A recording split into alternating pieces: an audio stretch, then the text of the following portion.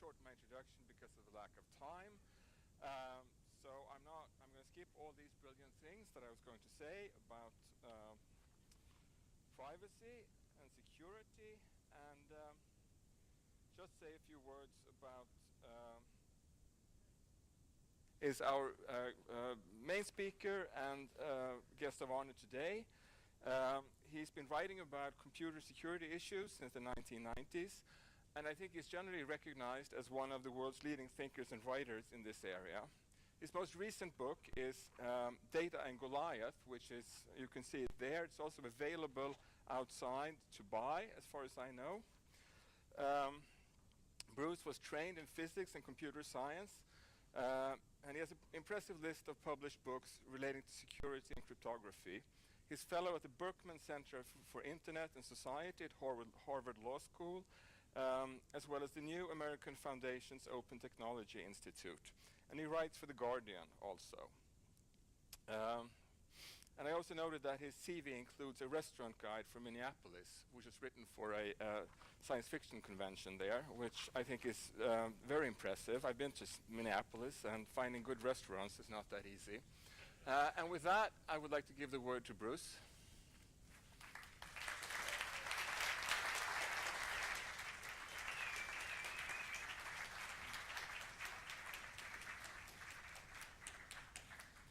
Actually, it's gotten easier to find good restaurants in Minneapolis over the past years.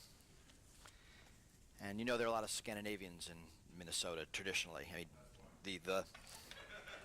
the new wave of immigrants tends to be Somali and Hmong and sort of the Hispanic, but the old wave of immigrants was all from Scandinavia because winters are cold and snowy, and I guess you kind of thought it was like home.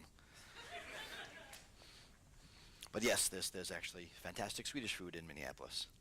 So thank you for inviting me. I'm here late because I thought this was at 5, not at 3.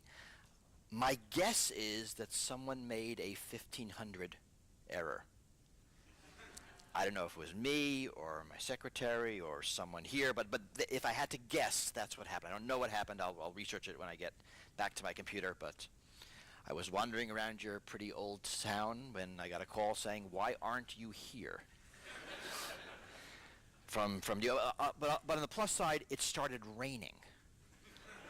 So I'm thinking, why am I walking around? So now I'm here. So thank you for inviting me. I want to talk about privacy. What I want to do is talk about data. Because you really can't talk about privacy here in the 21st century without talking about data. I mean, data is sort of fundamental to the information society. And the way to think about data is that all processes produce it. Right? Data is a byproduct of computing. Okay, I'm going to try to not... All right. Right, data is a byproduct of computer. All computer processes produce data. Data about what the computer is doing. And as we interact with computers in our lives, data is produced. Right, today, I took a taxi from the airport to my hotel. I paid with a credit card. Data was produced. Right, I check into the hotel. There's more data. Me, the credit card, where I am, my phone, right, knows my location at all times. To get here, I called an Uber. That was the fastest way. Again, more data.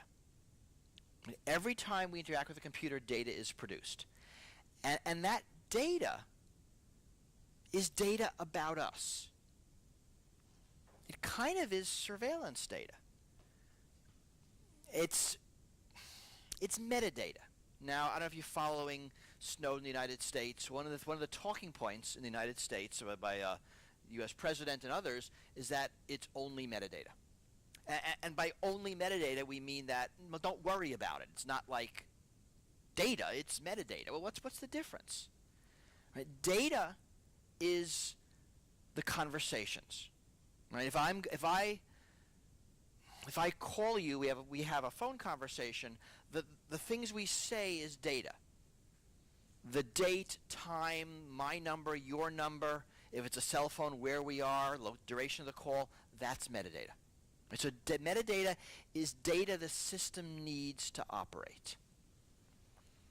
Now, metadata is actually very intimate, right? Because the metadata from today includes my location. I was wandering around Stockholm. All of us here in this room. Right? The metadata has us all in this room together.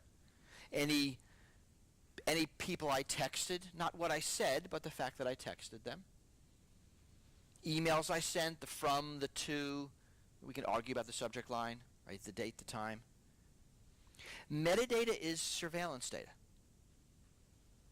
I mean, think of it this way. If you hired a private detective to eavesdrop on somebody, eavesdrop on you, that detective will put a bug in your home, in your car, in your office, and I'd get a report. I'd get a report of the conversations you had. Right? That's the data. But if I ask the detective to put you under surveillance, I get a different report. Where you went, what you read, what you purchased, who you spoke to, that's all metadata. And so metadata is surveillance data. And that data is naturally produced by the computers we use in order for them to work.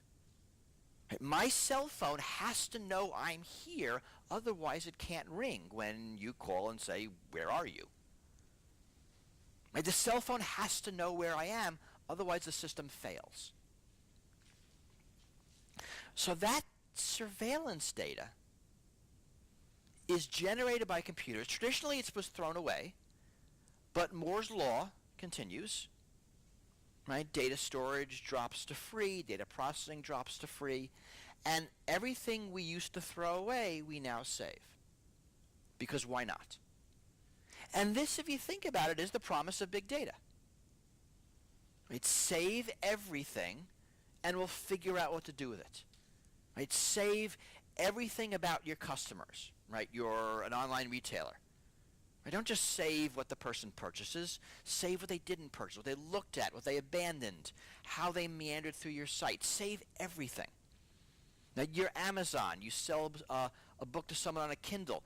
Don't just save the fact that they own the book. Save their reading. How fast are they reading? What are they reading? What are they going back to? What do they underline? Right? Save that all. Right? Your Uber, save all those rides because it might be valuable. Right? It might be useful. So that's how we're here.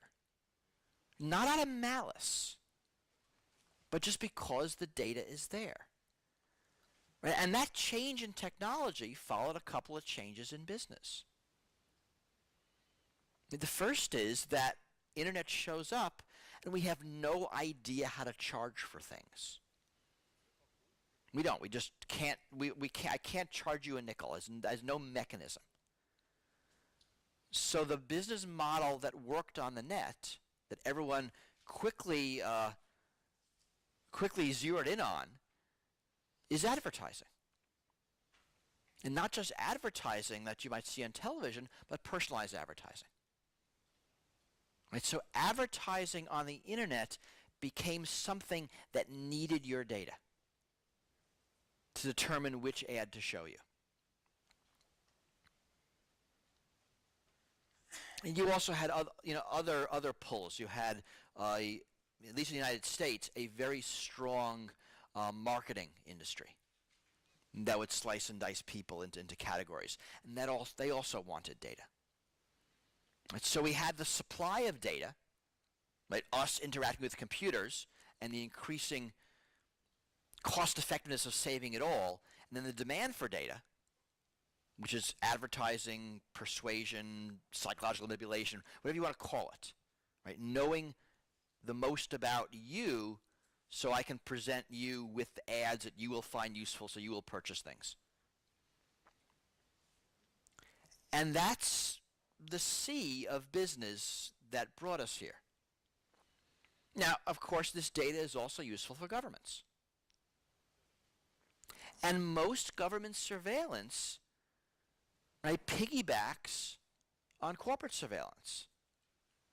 It's not like the NSA woke up one day and said, let's spy on everybody. They woke up one day and said, look, these corporations are spying on everybody. Let's get ourselves a copy. Right? And they did through a variety of different means. right? Through purchasing it, through agreements with U.S. companies, Swedish companies, sorry, lots of companies, through coercion, bribery, I guess that's purchasing it, and just basically stealing it.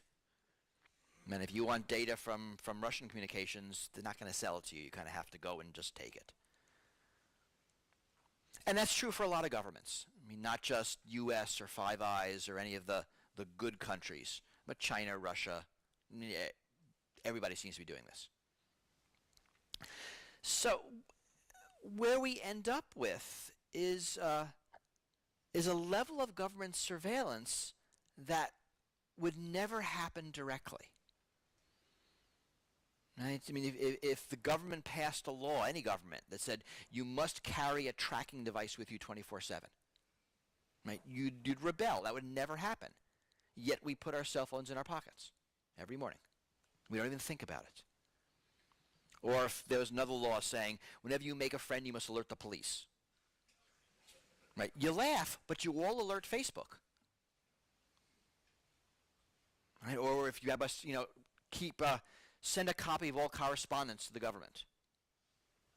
Right? You're also laughing, but you send it to Google. And this is surprisingly intimate. I mean, I used to say that Google knows more about me than my wife does. Right? That's true, but it doesn't go far enough. Google actually knows more about me than I know, because Google remembers stuff better than I do. And I don't know about you, but everything I think about, Google knows. Because the first thing you do when you think about something is you look it up. I mean, the intimacy here is extraordinary. I mean, not only does my cell phone know where I am at all times, who I talk to, what I say, right? It knows when I wake up in the morning, when I go to sleep at night, because it's the first thing and last thing I do. We both got one, so it knows who I sleep with. Right? And, I mean, this is all happening.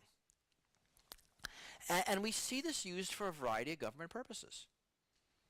You go to a country like China, and this is very much used for social control.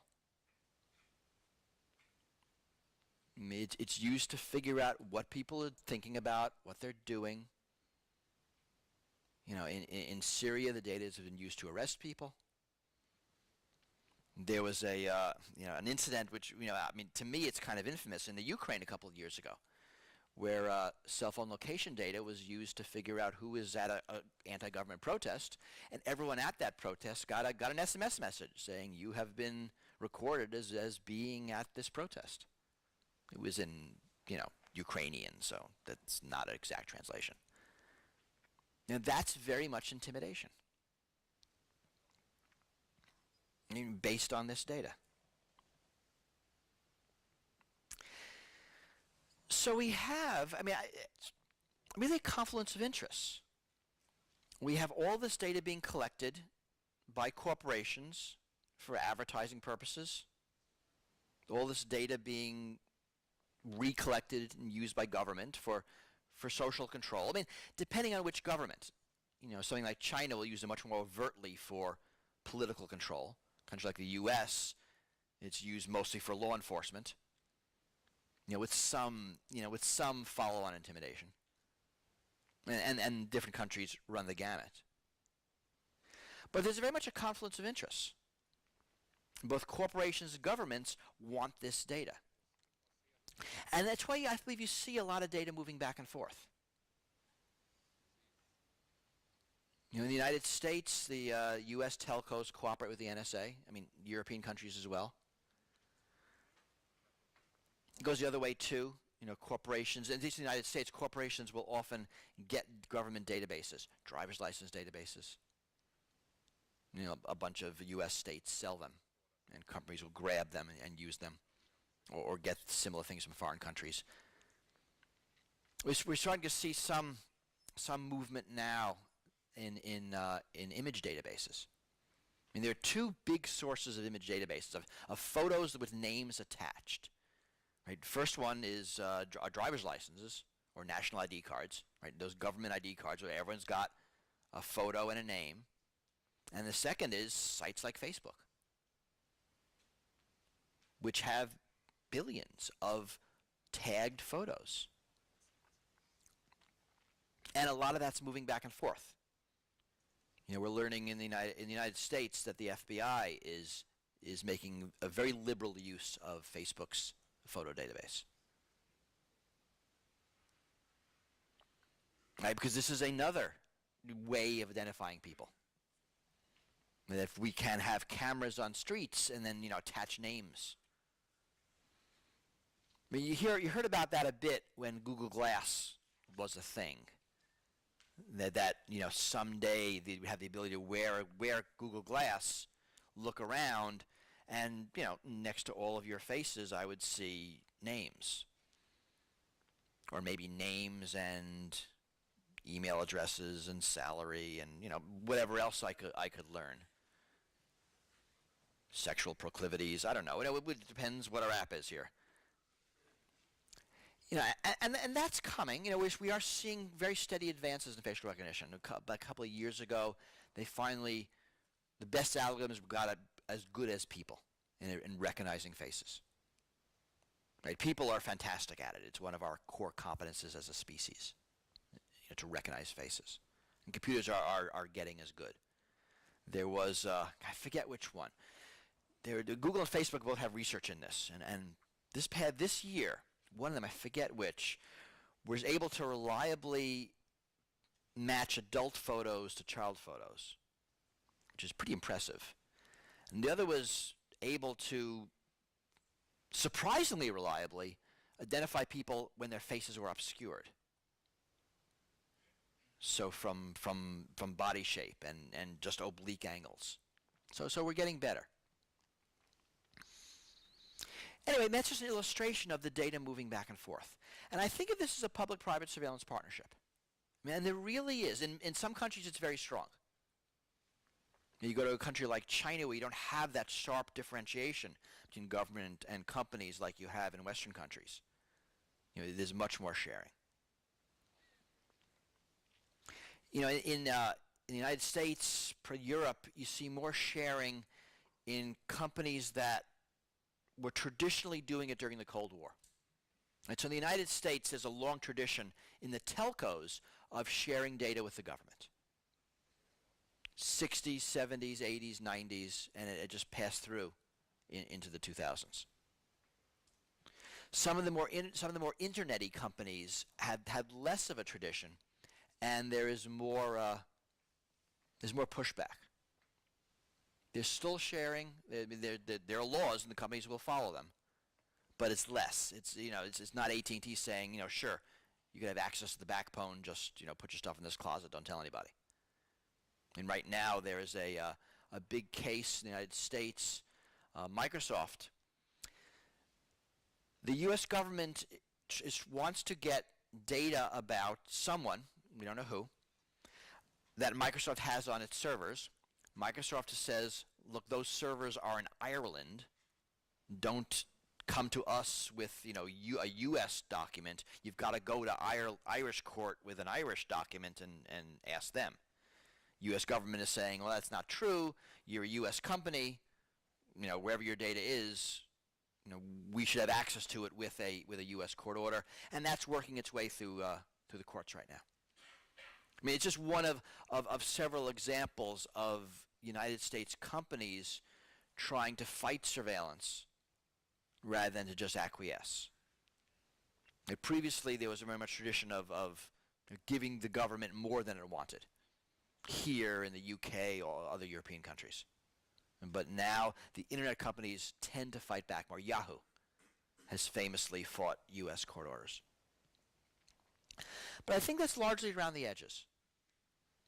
I think it's being done now because there is PR value in fighting the government. So where does this all bring us? I mean, I think it's interesting to think forward. Because when we started conceiving of the internet in the 90s, we really thought about it as a tool for individual freedom, individual liberty. And there's a really great document, 1996, John Perry Barlow, The Declaration of Independence of Cyberspace. I recommend reading it. And it basically says, look, you governments, you can't affect us, you can't do anything, get out of the way. And it turns out that was kind of naive. That governments have a lot of power. Corporations have a lot of power because they are now the intermediaries in everything we do. Right? They hold our data, they make our equipment, and we can't operate without trusting them. And it turns out there's quite a lot of subversion of them. I mean, a surveillance society isn't inevitable, but it's natural because the data is there and everybody wants it. And when I think about the future of privacy, future of surveillance, I think about technology. Lots of technologies will help keep us safe. But I think a lot more about law and policy. That this data is being taken because there's no reason not to. Well, we had, I mean, it's sort of interesting to watch. Especially if you sort of read some of the NSA documents. This technology appeared, the data appeared, and law didn't keep up with what was happening in the tech community. And government sort of rushed in. The United States, the NSA, the FBI, if there was a gray area, they filled it. I mean, always sort of pushing the boundaries. I mean, not unreasonable. But really, if we want to make different choices about our data, who has ownership of it, who has access to it, under what rules, under what restrictions, what happens to it, we really have to do it as a matter of policy. Now, I've written a lot about laws I think make sense for governments, for corporations, for matters of espionage, for matters of law enforcement, for matters of counterterrorism. Right? A lot of complicated reasons and some good reasons why different entities want our data. Right? I mean, I want my cell phone company to know where I am. I want my phone to ring. Which is doing right now, oddly enough. It's not you this time, right? I'm here. I'm supposed to be here, okay? We're good? Right? I want Google to have my email. You can configure your email so that it's encrypted, so Google can't read it. And you can do it, but you're going to have a less good Gmail experience. Your email won't be sorted. You know, all the things Google does for you because it knows the contents of your mail can't happen. But we really don't have good policies. I mean, right now, I think it's next week, President Obama is going to meet with the Chinese leaders, and supposedly, this is what I read in the New York Times, I think it was yesterday, that we might see some sort of cyber war, cyber attack, cyber something treaty. I mean, it's fascinating if I'm not optimistic, I mean, but it's certainly something we need. We don't have international norms. Now, one of the big problems the U.S. has responding to, China breaking into the Office of Personnel Management and stealing the records of pretty much every U.S. government employee is that we probably did the same thing. I mean, one of the former heads of the NSA said, God, that was a great idea. I would have certainly done that if I could have. Right, and we would. I mean, there's the norms of espionage are it's all okay, take everything. So we might actually see some pushback on that soon. But I think this is going to be a long road. And I actually do believe that we will have privacy on the internet, that we'll have privacy in our data in a computerized world. I don't think it's soon. We're right now, people are still too punch drunk on data. Right? Big data is all promise and no reality right now. And as long as that's true, there's going to be desire to collect it all. I mean, there are some lessons why you might not want to. Right? Ashley Madison, Sony, hacking team. I mean, these are 3 examples in the past 12 months of hackers breaking into a company, stealing everything, and publishing it. And well, if you don't save it all, then there's nothing to steal. One of the good security measures against this is not to have data in the first place. But Ashley Madison's interesting. Right? So you all know the story, I hope. This is a online adultery site, and their customer database, which is like credit cards and names and a lot of stuff, stolen and published. Right? Now, you could design that site so that doesn't happen. Right? I could create a site where you pay with a credit card, I give you a username, I erase the credit card information, and now I don't even know who you are. Right? You've got a username, you log in, someone steals my database, they don't get your real name because they don't have it. Right? That works. So why didn't Ashley Madison do that? My guess is, I actually wasn't on the site, but a lot of sites like this charge monthly recurring subscriptions. Right? They're more likely to sell you a subscription at $12 a month than $150 a year. But if I'm going to charge you $12 a month, I have to keep your credit card on file, have to keep your name on file, have to attach it to your username. Right? And suddenly what could have been an anonymous system becomes an identifiable system. The better business models are more dangerous. Because the better business, the more profitable business models need more data. So if we're going to fix this, it comes down to law, to regulation. I mean, as long as companies have a free hand to do whatever they want, they're going to collect everything. As long as governments have a free hand to do whatever they want, they're going to collect everything, and they're going to steal it from each other. And I think fixing that is going to be the work of the next couple of decades. And I started this by saying that data is a byproduct of computing, of the information society. I want to extend the analogy that I think data is the pollution problem of the information society. I mean, think about it. All processes produce it. It stays around. What we're talking about here are the secondary uses. Right? How do we reuse it? How do we dispose of it? How do we store it?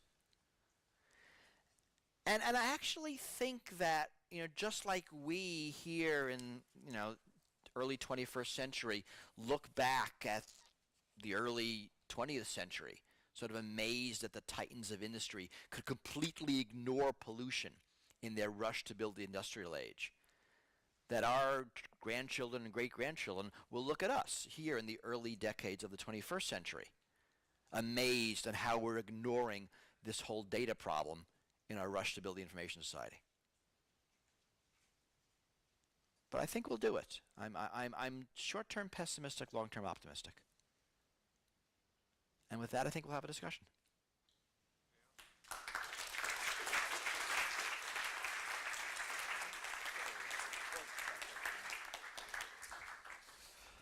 Okay.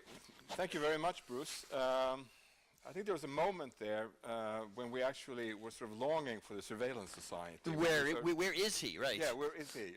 Maybe we should have that tracker. Yeah.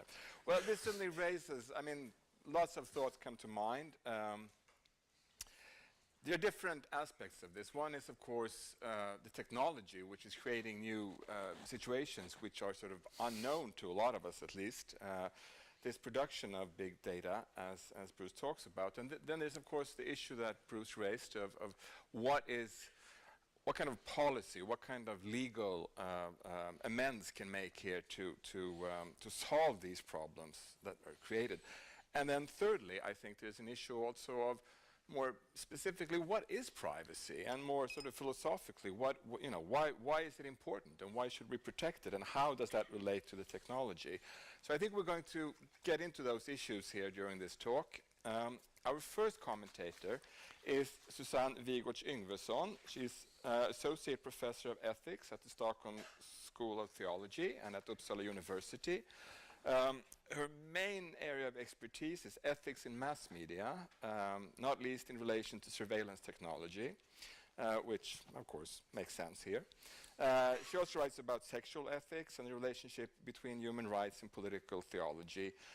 She's also part of the EU-sponsored research network Living in the Surveillance Society, and also a member of the Swedish National Police Ethics Board, which I also happen to sit on, but I left it because I couldn't really understand what we were supposed to be doing there. But I think Susanne has figured it out somehow. And with that, no.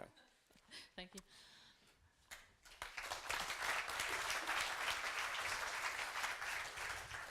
I have a small thing here, a PowerPoint. How do I find my PowerPoint? Avsluta bildspel. Ska jag gå in där och avsluta det, eller? Och sen så hittar jag min grej här nere. Där ligger den. Så. Från början. Well, thank you very much, Bruce Schneier. And thank you for the invitation here to give a brief comment on this important book, Data in Goliath. I appreciate the theological reference. Even though I was thinking about, isn't it the data that is Goliath? Oh, but we'll talk about that later. Yeah.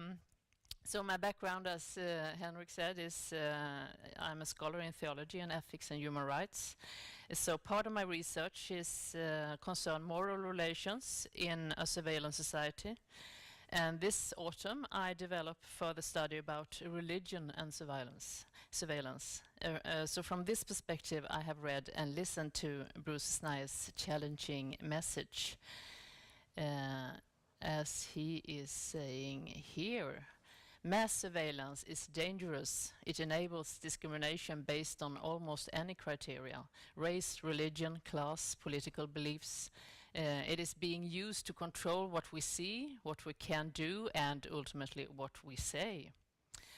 And I describe Schneiers' message as challenging because we now experience some major changes in the world which are not just make-up on the surface, but some major internal remakes inside the political body and the idea about humanity.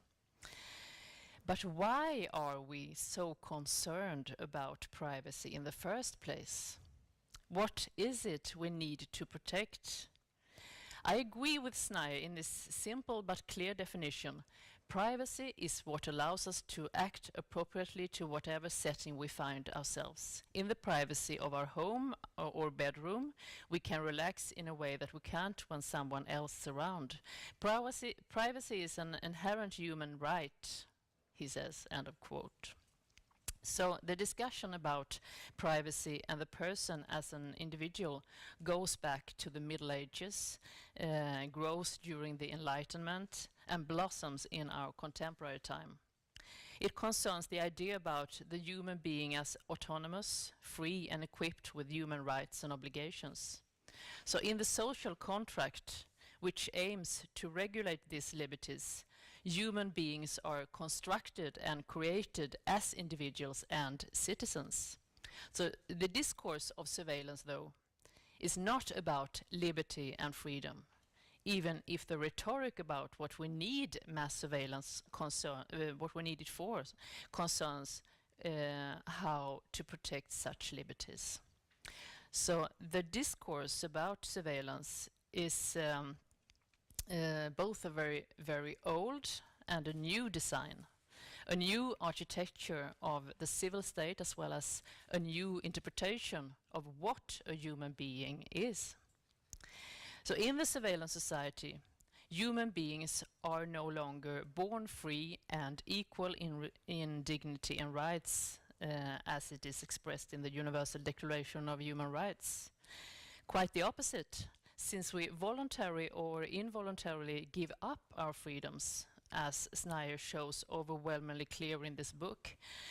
Some restrictions are even articulated, for example in the right to respect for private and family life in the European Convention on Human Rights. And there it says, there shall be no interference by a public authority with the exercise of this right, except such as in accordance with the law as and is necessary in a democratic society in the interest of the national security, public safety, or the economic well-being of the country, for the prevention of disorder or crime, for the protection of health or morals, or for the protection of the rights and freedoms of others. So the keywords for limitation of freedom in the quote are necessary, security, safety, prevention, and protection. This discourse follows a particular inner logic which seems to turn the idea about freedom and privacy for the individual into a paradox. To argue against security puts us in a nonsense position, and to argue for privacy puts us in a subordinate position in relation to protection of our lifestyle with the surveillance machines and personal devices. So the paradox turns out to show us that the idea of freedom and equality is used as a tool to motivate further surveillance. So freedom and equality relate to the idea about paradise. But paradise is lost, and instead the security business and politics designs its message from apocalyptic horizons. We are promised security, though big data and friendship through big data and friendship through social media, but are transformed from individuals and citizens into objects and consumers in a surveillance ideology. But as Schneier says, of course, surveillance doesn't affect everyone equally. Some of us are unconcerned about government surveillance and therefore not affected at all. Others of us, especially those of us in religious, social, ethnic and economic groups that are out of favor with the ruling elite, will be affected more. And I guess one or two persons here will be this later part of this quote, or will feel that they are belongs to this later part of the quote. So surveillance can, in a meta perspective, be described as a new religion with an old legacy, a secular version of the omnipotent all-seer who cares for our whereabouts. And in a deep sense, the surveillance perspective or watching eye perspective can be regarded as theological. In the narrative of the creation, God is watching the human being with both concern and control. And the human being is, from her state of freedom and regulation, answering God, the surveiller, with a rebellious act towards God's will. The price for freedom and knowledge is a life outside paradise after the fall, a place where humans do not know who to trust or when God is watching, or why. As the created image of God, the human gets the responsibility to watch over and control the creation. But the Lord is still everywhere, as this beautiful passage from the Psalms illustrates. Where can I go from your spirit? Where can I flee from your presence? If I go up to the heavens, you are there. If I make my bed in the depths, you are there. If I rise on the wings of the dawn, if I settle on the far side of the sea, even there your hand will guide me. Your right hand will hold me fast. If I say, surely the darkness will hide me and the light become night around me, even the darkness will not be dark to you. The night will shine like the day, for the darkness is as light to you. So the surveillance is not only about technology, but also about relation in a very deep sense of our way of identify ourselves as humans in our culture. So from this narrative, surveillance is a sort of transparency, and where the all-seeing God is present. There is nowhere to hide. God knows about the transgressions as well as the good intentions and acts. But from a political narrative, the need of surveillance is about identity, power, control, and security and protection. It is about identity because people are categorized or categorize themselves from a surveillance perspective in a broad sense.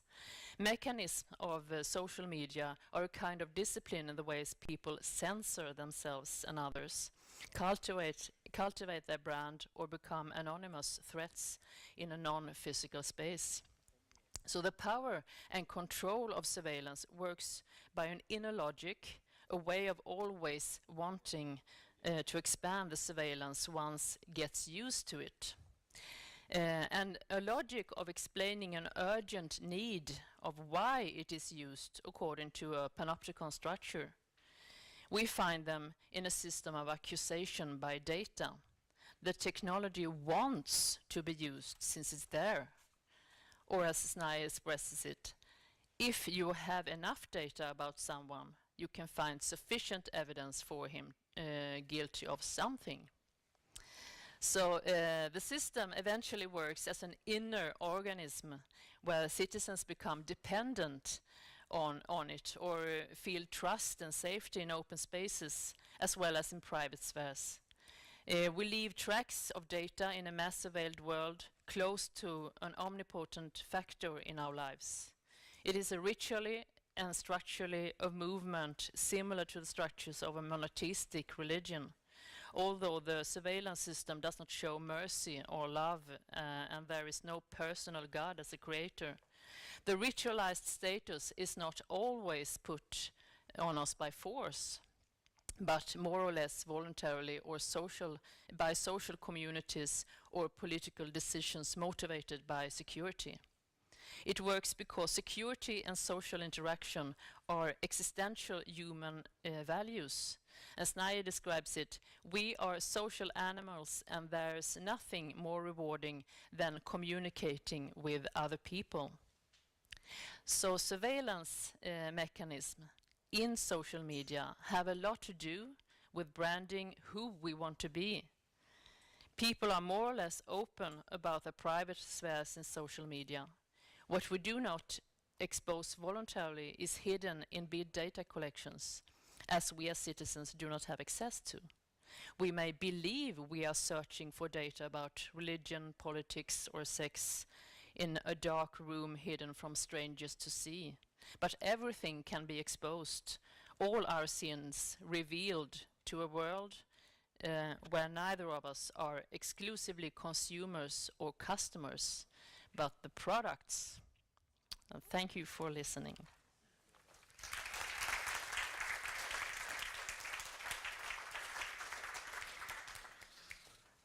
Thank you, Susanne. That was a bit creepy, actually. I mean, I can deal with Facebook, but God, on the computer, that makes me a bit.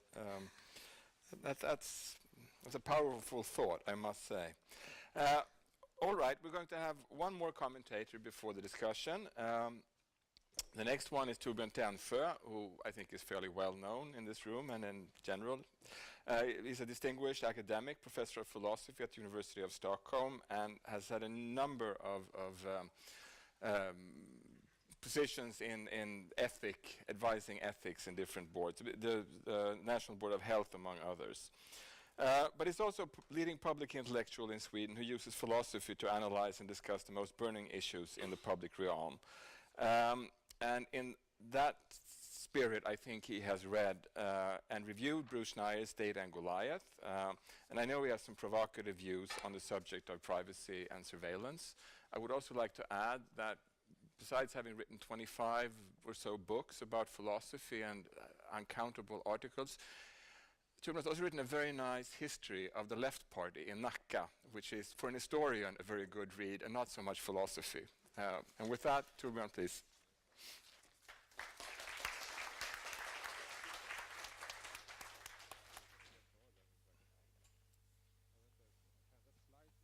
Thanks a lot. Thank you for the kind invitation, and thank you for a terrific book to comment on and a nice author to converse with here. I suppose I was invited because, well, I'm a kind of renegade in this kind of discussion, and at least some of my opinion may seem to be diametrically opposed to those put forward by Bruce in his talk, and especially in the book. However, there are also areas where our views overlap, really, so it's not that interesting as it might seem to begin with. But in my comment now, I will focus on the disagreement. I suppose that's most interesting then.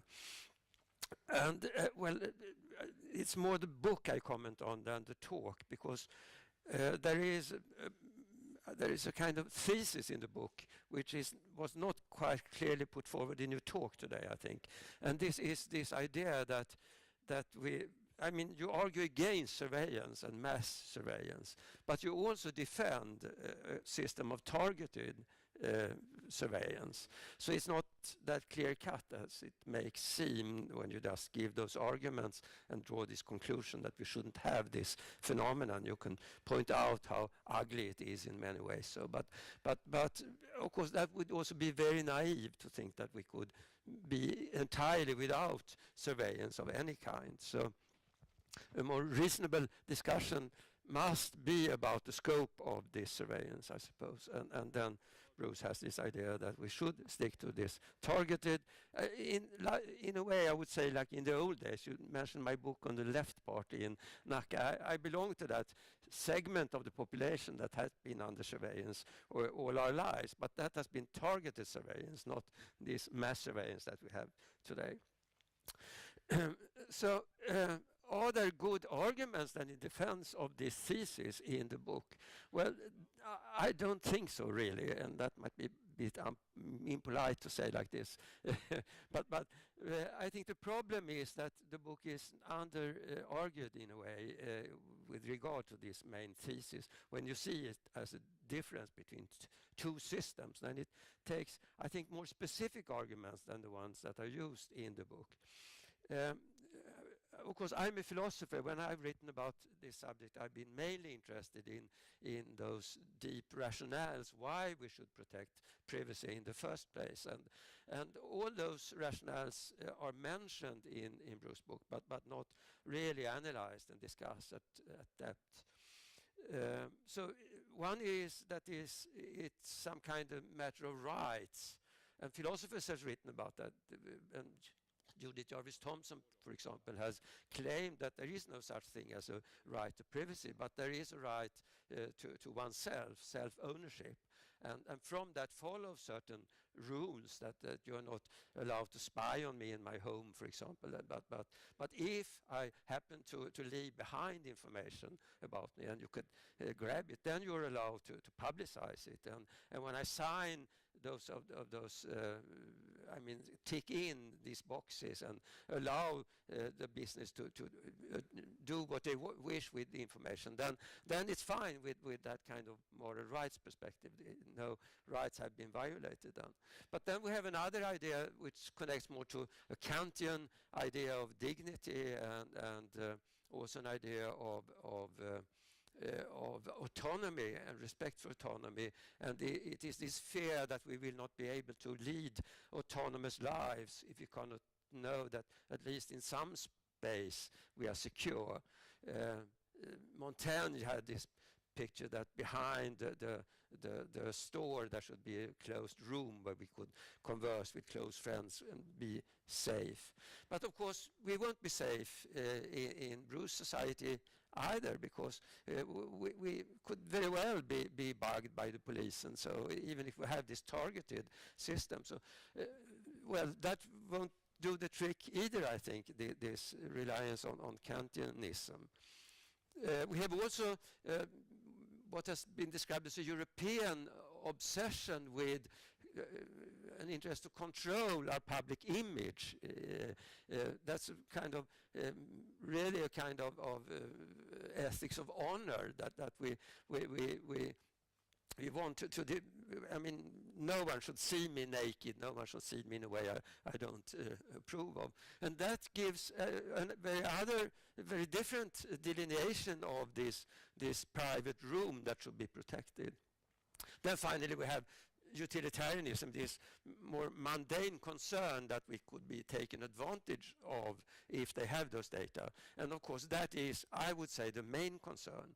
There is also an interesting, you mentioned the psalm and the biblical idea here. I've also discussed it because one could of course speculate how a society would work if you could said to one side those security problems, no one will take advantage of us.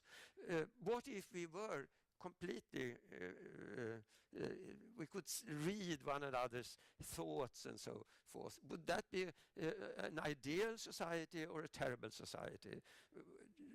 Jonathan Glover, utilitarian philosopher, has defended this idea that perhaps it would transform our social relations and so, but perhaps it would be a good thing. While others have argued, Thomas Nagel and others, that would be disaster, especially in our social relations, if we couldn't hide things from one another that we really know about, but we can suppress them when they are not visible in a conversation. So, I mean, we have all those philosophical discussions about privacy and different rationales. Given one rationale, you have one delineation of what should be kept private. Given another one, you have another delineation of this. And I think there is a lack in this book of precise argument to the effect that we should draw the line exactly where Bruce wants to draw it. And that is a problem, I think. It's also a problem because I don't believe anymore in this distinction. That's in a way I am a renegade, this distinction between target and total surveillance. I think that it's a distinction without a difference, I would say. I mean, in the way of media society we are living now and will live, it won't be possible to draw that line. So, and that might be a defeatist position. That's how you call it in your book. But I am a defeatist in that regard. But then I'm pleased to know that there is an area of agreement between us. You didn't discuss it in your talk today, but it's an important part of the book, where you argue in defense of transparency in society. And that, I think that is really what should do the trick. We can't avoid being seen, but we could demand reciprocity here. We could demand that we know everything about Big Brother as well as he knows about us, and what is he doing with this data that he collects about us. So that is my suggestion to this discussion, rather than your thesis of desperately trying to achieve this delineation between targeted and total surveillance. Rather go for a system where we, through law, first of all, try to make it necessary for authorities and companies to reveal what they know about this, about us. But when they don't, also to rely on people like Snowden and I mean whistleblowers. That's also they should be our heroes. Just to finalize where you finalized, I think it was awesome this metaphor that you used, that we are no more we are products. We're not clients. We are not buyers of services from the net. We are selling ourselves, our data, and then we could have Facebook and Waze and all those services for free as we see it. Let me just throw in one extremely utopian idea of how one could curtail some of this zeal for surveillance. It would be, I think, if we just prohibited commercial advertising, then that would be very little interest in collecting this data and furthering to authorities and so. I know that this is almost impossible to even say and publicize and so, but it's really a sensitive issue. But still, that is my firm belief. One should do it also for other reasons. And then we would gain some of the things that Bruce wants us to achieve through this more restricted system of surveillance. Thank you.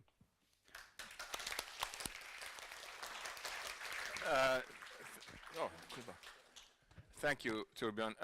I forgot to say something when I presented you. Torbjörn has also written a very interesting book about privacy, a philosophical book which was out a couple of years ago, and which I recommend. It's a very interesting read, and which he develops a lot of the.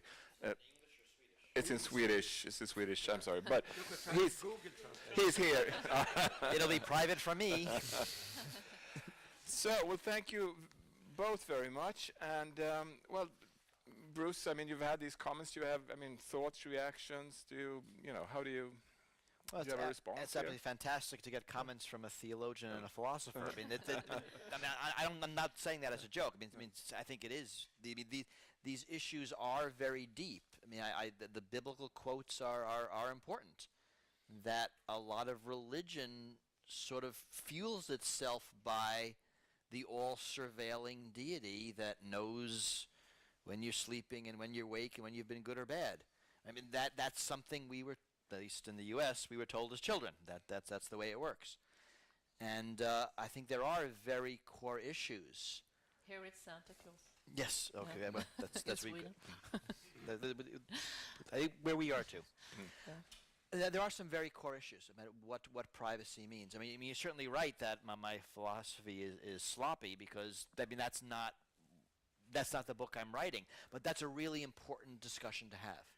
I mean, what does this mean? Where do we as society want to draw the lines?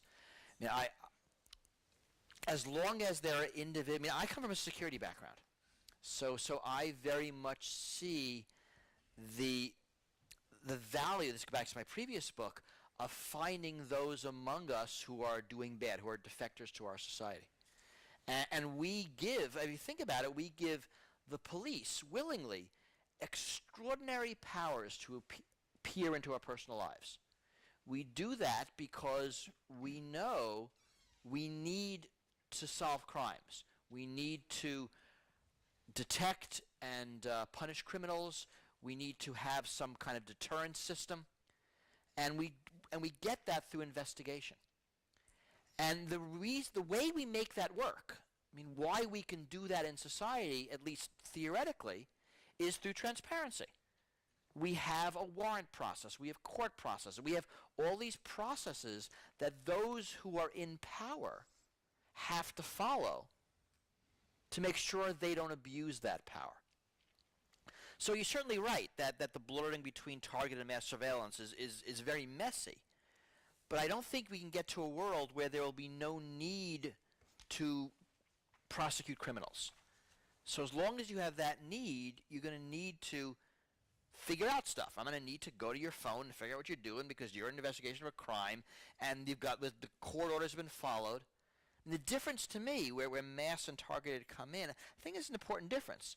That targeted surveillance is, I know you and you're under investigation and I've gotten approval from these judges here to investigate you under these rules, as opposed to no crime committed, you're all under surveillance because sooner or later one of you is going to do something bad and I'm going to have the data already. Right? That's the difference. Is it after or is it before? What we're fighting in the United States with the NSA is all the before stuff. Right? We're going to have everybody's phone records. So that if we... And what that does, I think it's interesting, it allows you to do surveillance backwards in time. I'd follow that car as surveillance. But when I've got the Google Maps records of everybody, I can follow that car 2 weeks ago. Right? That's something new for society. I mean, that gets a little more into the deity powers than what we think of as traditional police investigative powers. I think your comments on the value of privacy for human dignity are very important. I didn't talk about it up there, but I spent time in my book on the importance of privacy. And to me, it's the ability to present yourself in public under your terms. I mean, I can be up here and choose what to say and what not to say. And that gives me personal freedom, personal power, personal autonomy. And even more importantly, and I think this is that When people are under surveillance, they're conformist. I mean, when you are under surveillance, you're so less likely to say new things, to be different. And social change comes from being different.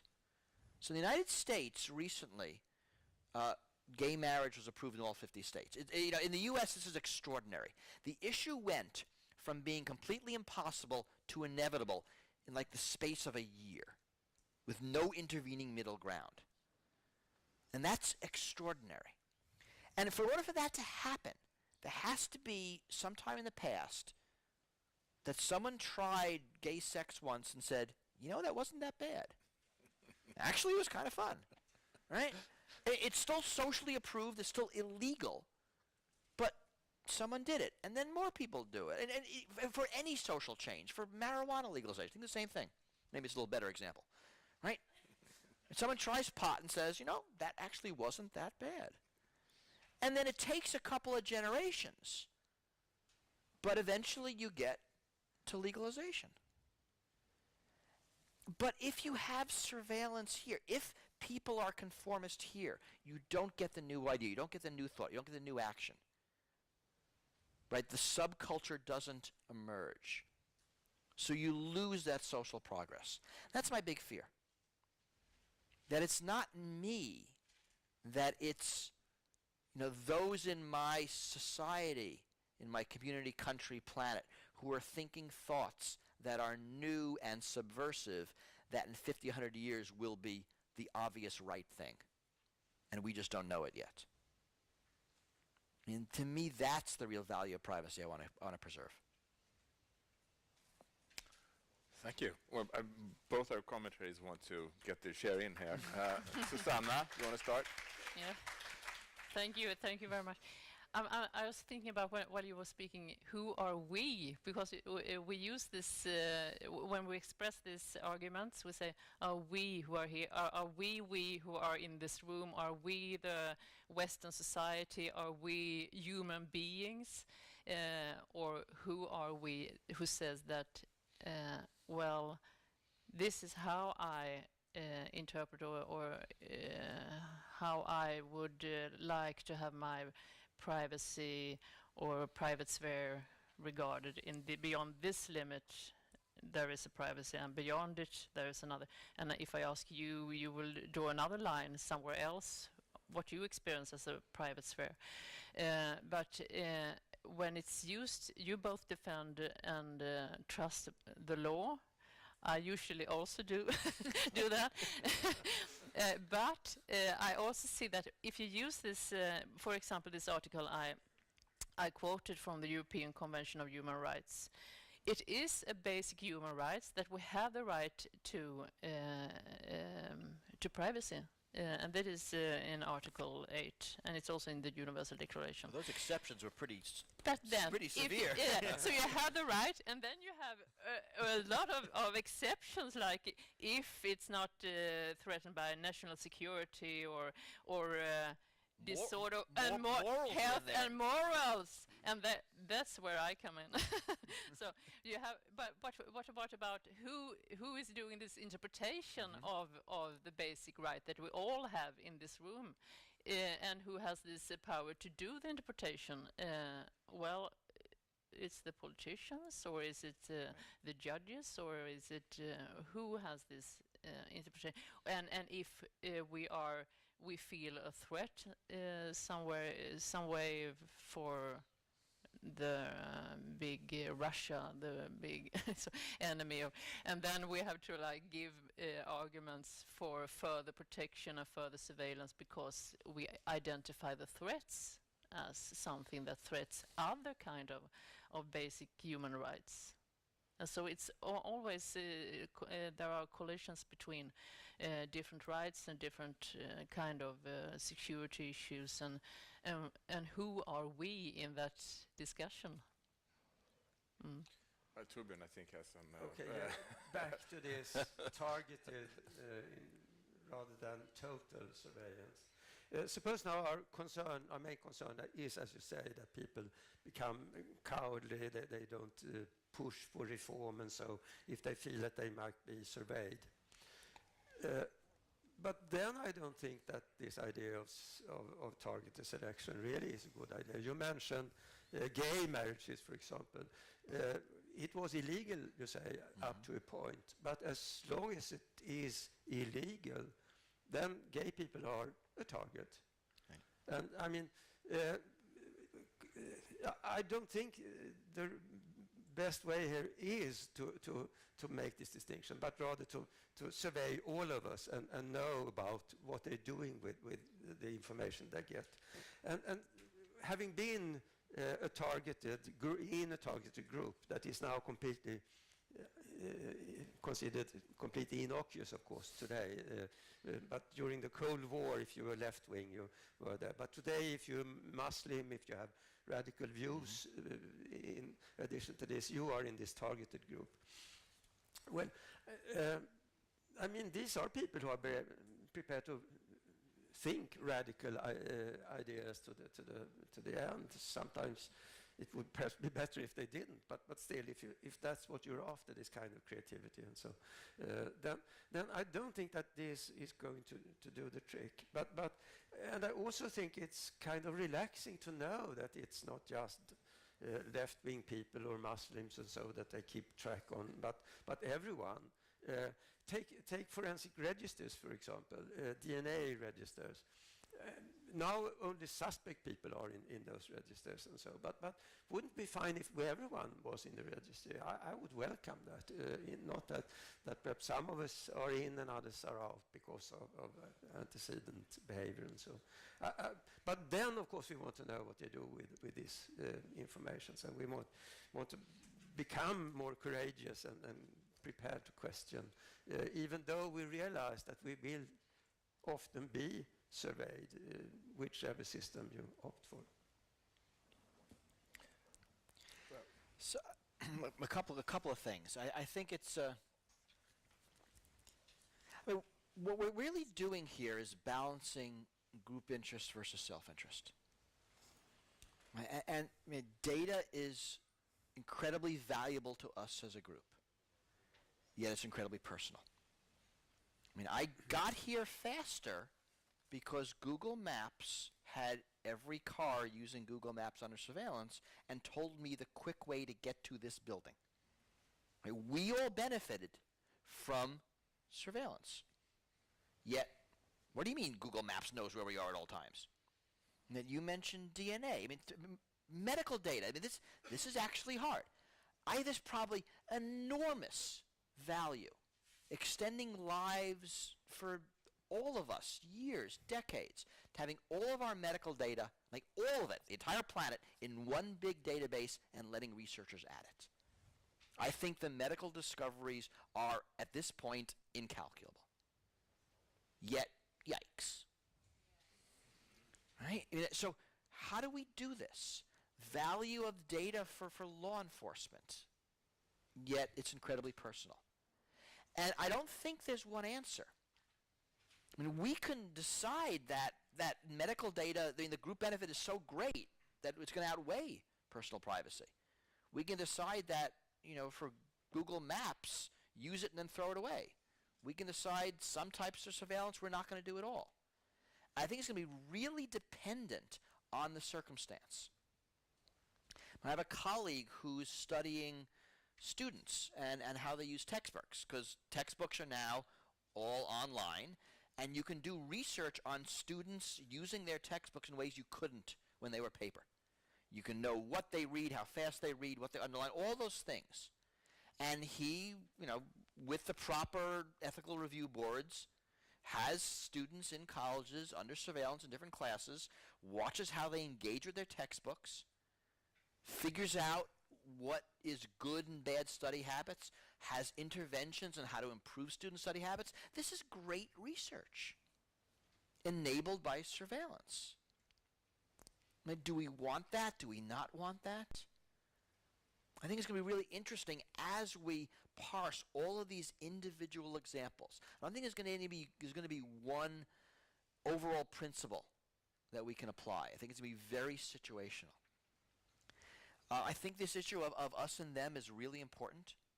I mean, both talked about it. I mean, that the target group could be a big group. It could be, in the U.S., it's Muslims.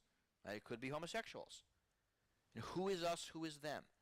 I worry about that a lot. I think we as a species naturally form an us, and to make an us, we need a them.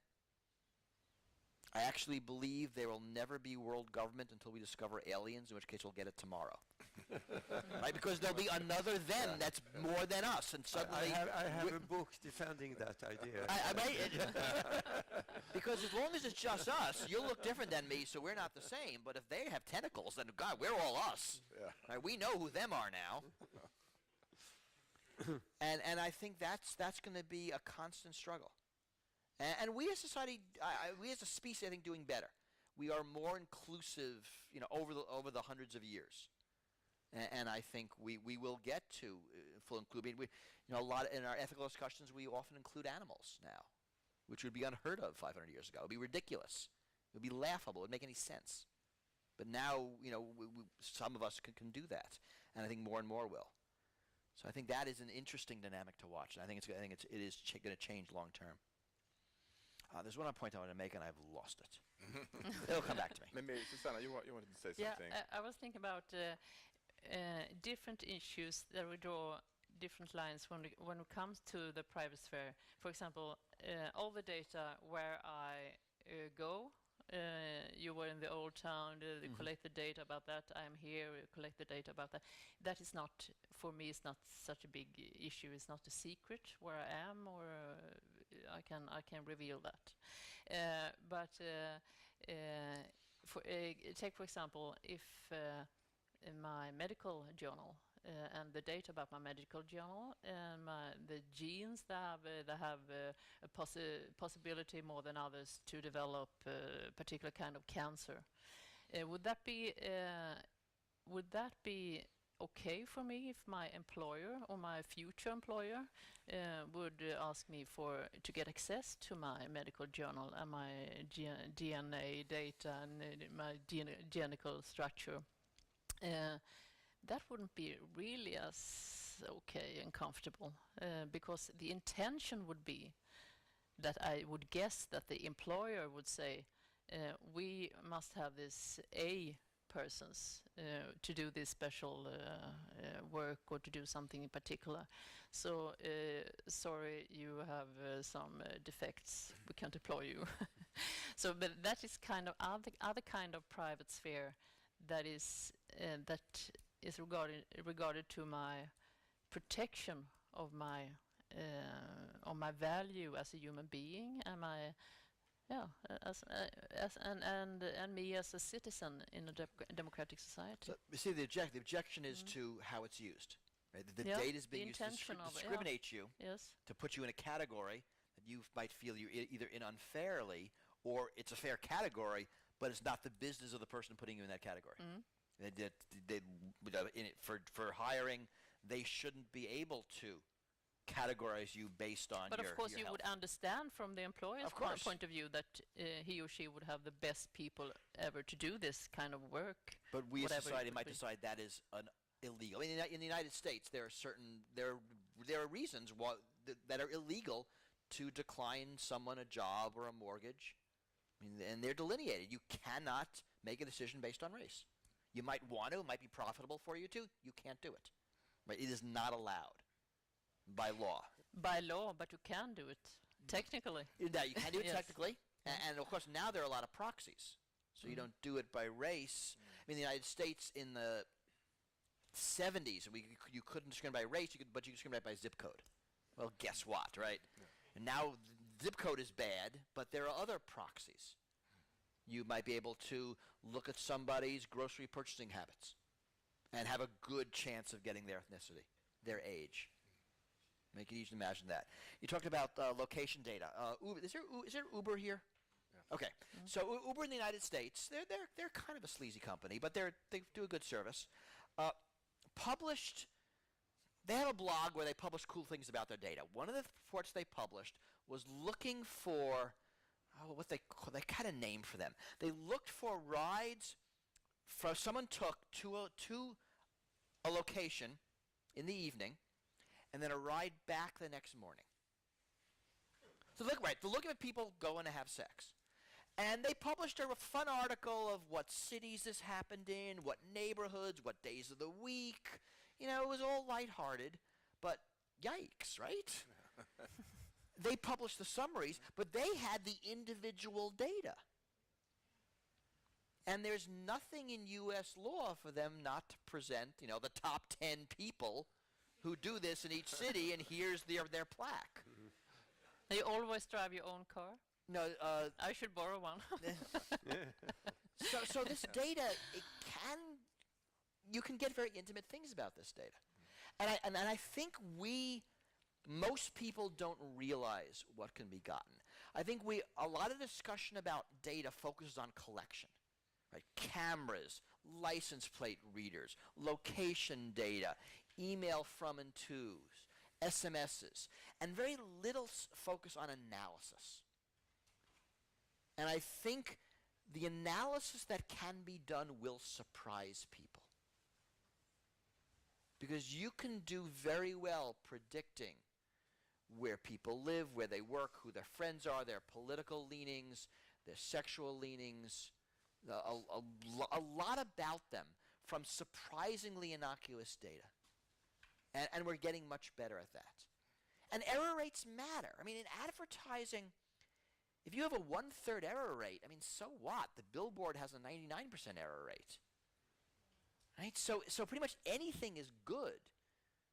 If you're dropping a drone on somebody, a 1/3 error rate's really bad. Yeah. I think we're going to let the audience in very soon, but I know that Torbjörn has a remark. Very quick one then on DNA. And I mean, I think the good idea is to regulate how you use it. Yes.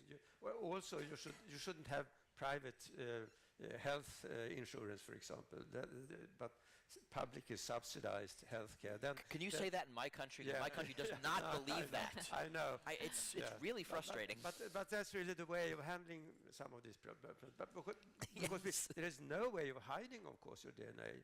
You leave it behind all the time, and anyone could analyze it. And so there is no way that we could have privacy in the sense that no one can access it. But there are things you're not allowed to do with it. That's the best we can get, I think. And that it applies to many of these problems that we are discussing now. Okay, at this point, I would like to, I think people in the audience want to ask questions. So if we have a microphone, and you have to put your question in the microphone and hold it to, because it's being taped. So just don't blurt out your questions. Okay. Erika, there are a couple of... You can throw it at them. Yeah.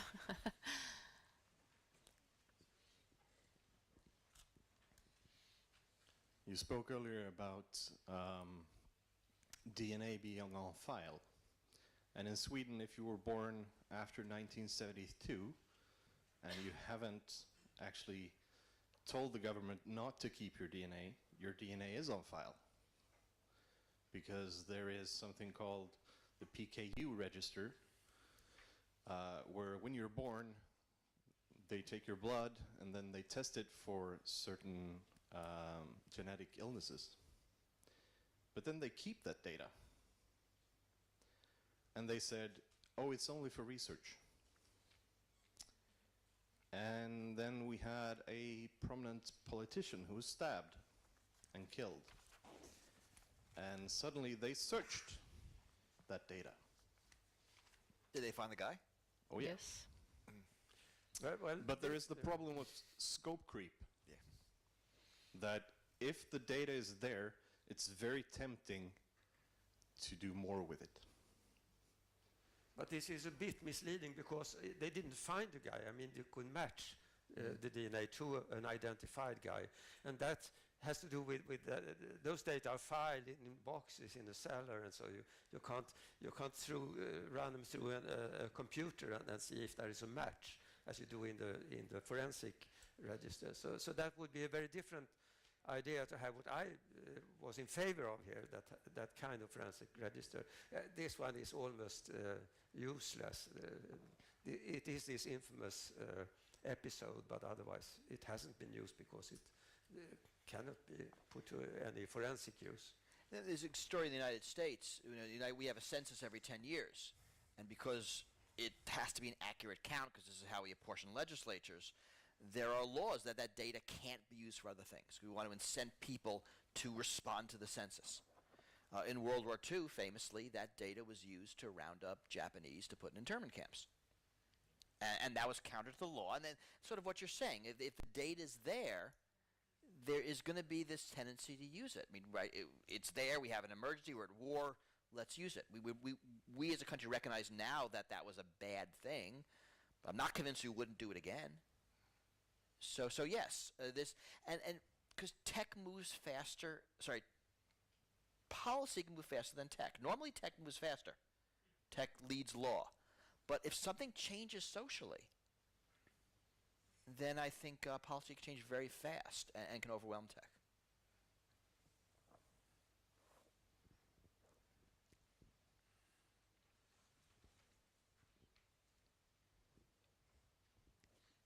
Thank you for a great talk. You brushed the area of transparency there.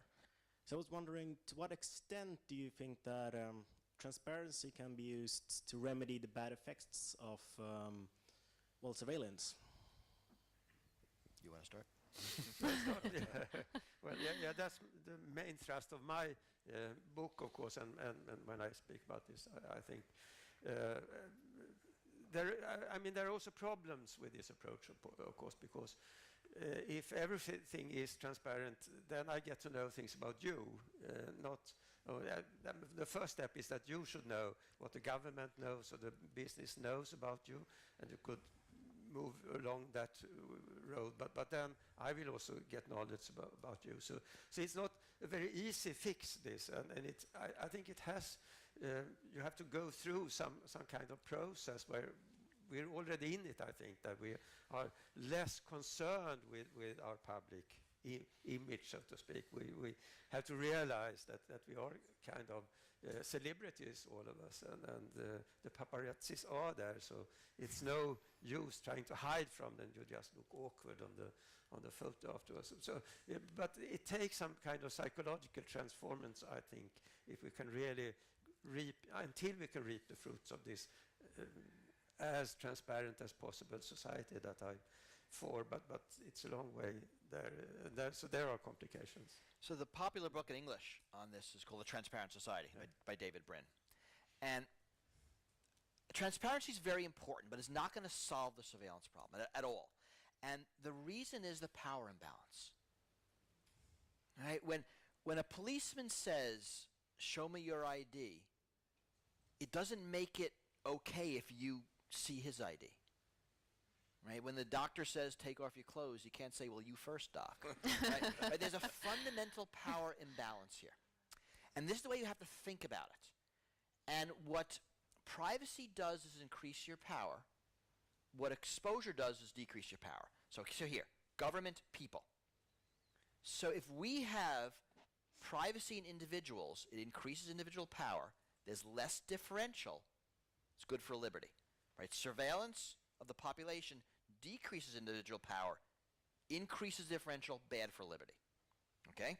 Now up here, increased privacy in the government, right, increases differential, that's bad. So the government secrecy is bad.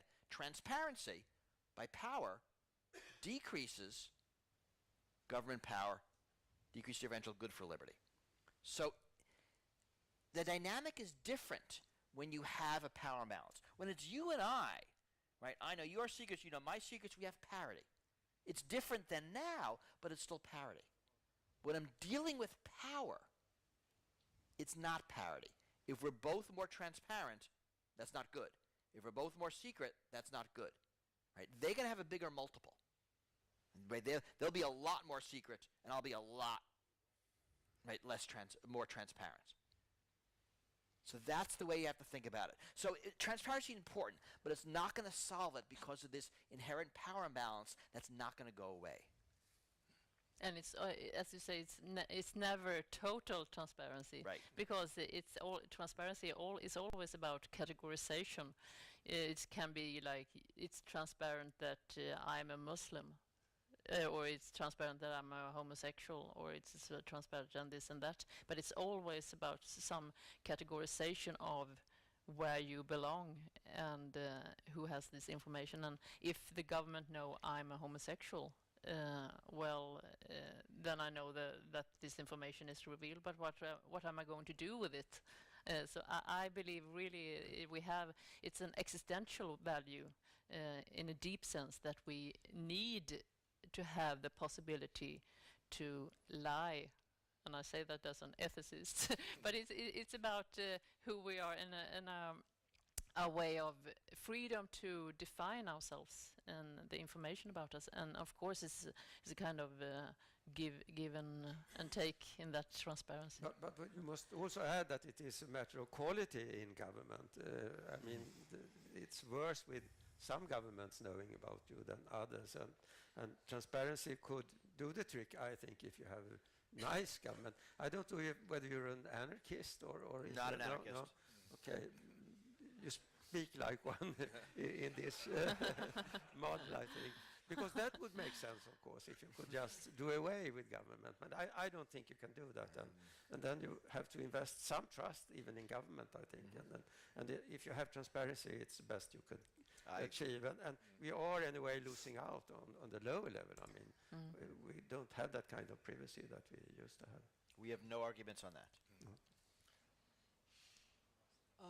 I want to talk about actually sharing data, because I feel that a lot of discussion today is about what companies and governments do with our data. And I think that no matter what laws we have, we will never have the trust that we can trust those companies to take care of that data. And therefore, I think a much more efficient way is to actually limit the data we share to them. And I think that that's going to be the revolution that is truly going to change this problem. And I'm not saying that that means sharing no data. I mean that I think when we talk about the right to privacy, that means our right to choose what we share. And I think that the technology world, which I'm a part of, often portrays it as sharing data is necessary. If you want the map over Stockholm, you do not have to tell Google where you are. You could easily download the entire world's maps and have them on your phone, and then you can do a local lookup in your phone, and the location data of you will never have to leave your phone. You can easily solve that problem without telling Google, here, this is where I am. Obviously, Google wants us to share our position. That's their business model. But there's nothing technically that we're forced to always do that. People today sometimes talk as if the only way two people can communicate is by sending stuff via Facebook. That is not a natural law. And I would like to get some feedback on that, especially from Bruce, since you are so preeminent in the encryption game, where you can really actually technically solve these and therefore sort of ignore whatever laws have are in effect in the country where you operate. Thank you. So you're right, and I think that a bunch of companies are trying to push the meme that the place to regulate is data use and not collection. Microsoft, Google, Facebook, they're all saying that you have to collect it. Don't regulate collection, regulate use. I think that's nonsense. The European law is better. In European law, it's collection, it's use, it's storage. You really have to regulate the gamut. And you're right, a lot of things can be done in privacy-preserving ways, and they're not because there's no law saying you have to do it that way. So companies will do it in the way that gets them the most profit, the most data, in the way they want to. So I think you're right about that. I don't believe that you can't trust the companies. By and large, companies follow the law. Right? If someone passed a law that says that Google can't take your location data, they're going to stop doing it. Right? It's too big a company, too many employees. They're not going to just violate the law because they can. Right? They're not a criminal enterprise. So I do think that regulation will work against corporations. By and large, there'll be exceptions. And against governments, by and large, there'll be exceptions. But it is our best tool, right? Transparency so we know when something bad happens. I mean, this is what we got. I mean, it's not going to be resilient against some geopolitical things, but it largely will work. But you are right that regulation needs to happen at every step of the process. You can't just say, we're going to regulate use and everything else will let happen. You know, how do you stop companies from doing such a bad job at securing our data? Regulate data storage. Right? The fact that there's no reasonable penalties means that a company like Ashley Madison can do a really bad job with their used customer data, you know, and there's no real penalty. So you do need regulation everywhere. But I do think by and large regulation will be followed. Criminals won't follow it, but the companies will. But Bruce, I'm going to use my privileged position here as a moderator. I thought there's something else in that question. She was saying that we're sort of discussing this as though transparency was the future, but couldn't it be the other way around? That actually people are going to move out of this. A lot of people are going to move out of the internet and actually create other kinds of communities that are not, you know, outside of surveillance, and which would be probably much more private than anything we have encountered. I think privacy is the future. It's not transparency. Now, we're seeing that with things like Bitcoin. We're seeing that with WhatsApp and some things Apple's doing with its encryption. I mean, there are lots of technical solutions. We just need to incent them. Right now, some U.S. companies are doing it basically just to piss off the government because they think it's a good PR move. And they're not doing it for you. They're doing it because it's a good PR move. But if we start having laws regulating this, I mean, the other way to do Google real-time directions is not put everyone under surveillance, but to sample. You don't need all the data, and you don't actually need it for more than 5 seconds, and then it's useless. I mean, there are lots of ways we can preserve privacy through our tech, but we need the business incentives to make companies do it. Torbjörn, I think, has something to I mean, add. what I thought was awesome in your book was this description of how we deliberately, freely give away privacy because we get something in exchange. We get free Facebook, we get free Google, we get GPS, we get all those services. I mean, it's like commercial television. No one would pay for those channels if you had to do it. But in the U.S., pretty much everyone pays for cable. So oddly enough, that's wrong. Well, I mean, they don't. I mean, advertising pays most of the cost. So you pay it when you purchase commodities, not when you seek out these services. So I wonder if it's at all realistic to think that people would stop selling stop behaving like commodities as you have it in your book there, unless of course you regulate heavily, but that would be a cost and you would have access to those services anymore. I of course want us to forbid commercial advertising in the first place. Then there would be very little incentive to seek out those secrets about us. I'll give you some good arguments for that later. Yeah.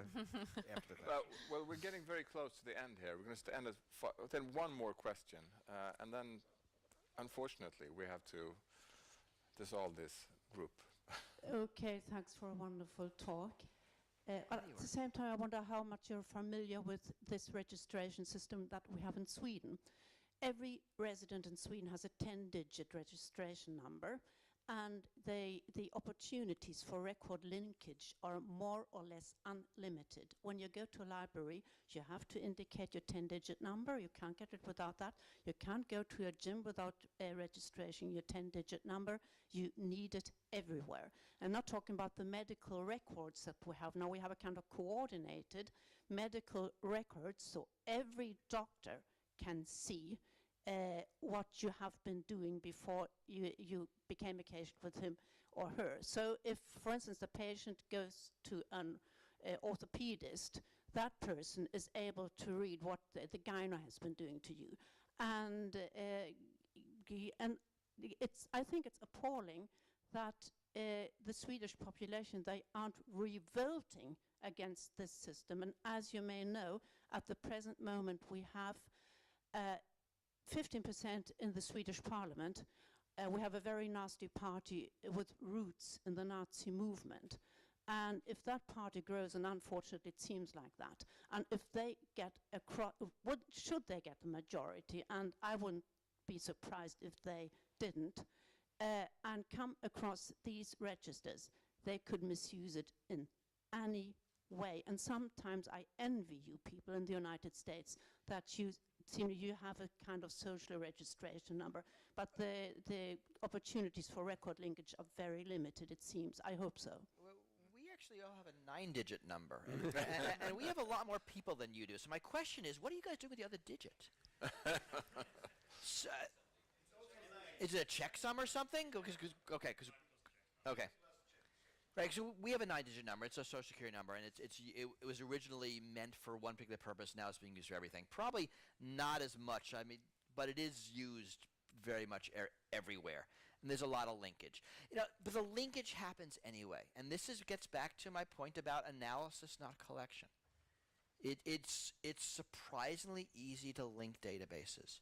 That even if they're different, even if they're disparate, they can be connected.